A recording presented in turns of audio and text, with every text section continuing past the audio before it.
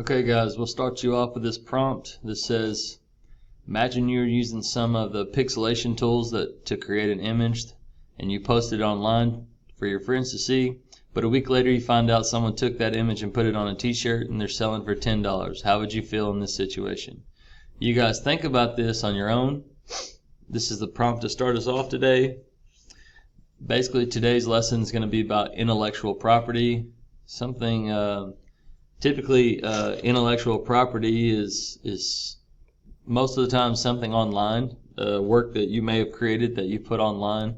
And if it's yours and someone else uses it, there's copyright laws for that. So we'll look at these copyright laws real fast.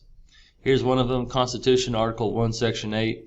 It's the patent and copyright clause. It is actually quite a few laws about copyright and patents, but this is to promote the progress of science and useful arts by securing for limited times to authors and inventors the exclusive right to their respective writings and discoveries.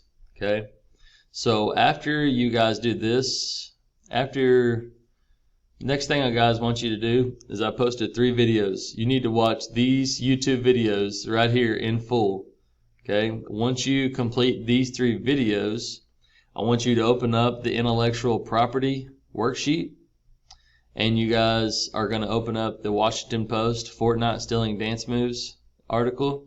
You're going to read the entire Fortnite Stealing Dance Moves article, and then you're going to answer the questions in the intellectual property. So make sure when you open it, you go File, make a copy, but make sure that you're answering in complete sentences using good punctuation, capital letters where you're needed. This question that says what was digitized, that means what was turned into something that you can use on the computer. You guys think back to read the entire thing, don't just skim through it.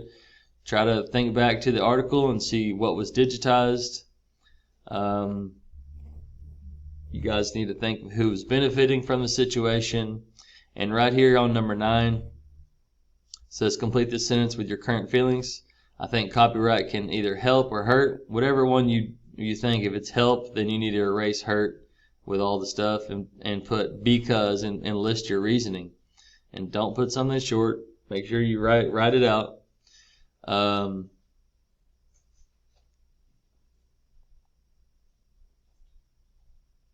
want you guys to go till number... I'm going to let you guys stop at number 10.